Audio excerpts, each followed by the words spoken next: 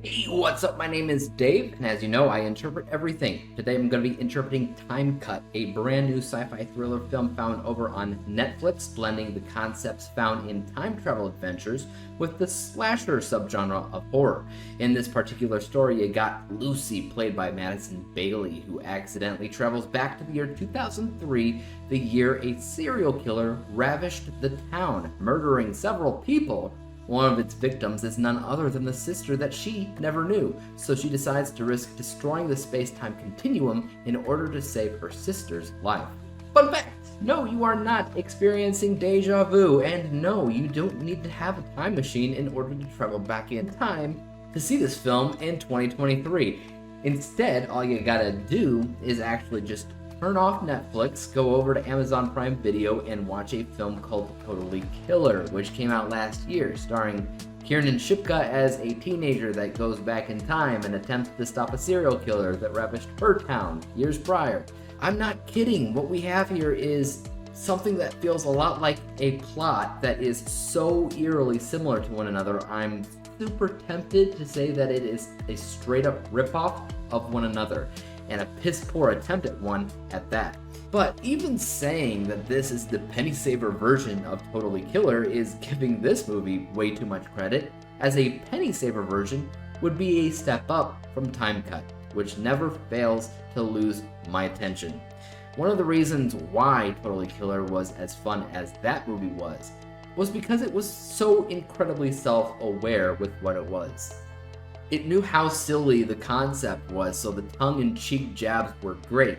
This film, however, takes itself way too seriously, and because of that, a lot of the film is just too goofy and too ridiculous for its own good, especially the deeper it gets into attempting to explain the science behind time travel. Yet, I'm not going to just sit here and say the entire thing's bad. The one thing that I can say about it that was kind of cool to see was the time period of 2003. As somebody that was literally found within actual variety of different halls in high school in 2003, it was kind of cool to see teenagers jamming to songs by Hilary Duff and Avril Lavigne, because these were songs and artists that I would hear every single day in the halls of high school. Wardrobe-wise, style hasn't really changed all that much in the last 20 years, I mean, a little bit, but not so much that you would be able to recognize these changes in a film, in my opinion. So a lot of making an audience believe the time jump actually happens deals much more with pop music during that time period, as well as, a few tongue-in-cheek jabs about what life was like back then, where you had a lack of internet. It was a time before Instagram, Facebook, Twitter, or even MySpace, or Google. It was before phones were smart. It was just different back then, and I have always been in the most interesting of generations since I remember life before some of those biggest advancements in technology. So I've gone from regularly renting out VHS tapes from Blockbuster Video to watching the boom of DVDs, and then Blu-ray, and then digital libraries, and then streaming. I remember choosing my top 5 friends on MySpace, which granted was not the best social experiment for social media, but we were still learning. So it was the best of both worlds, and coming from that experience, I can say even though the film's plot is centered around a serial killer, I still connected with that part of the film.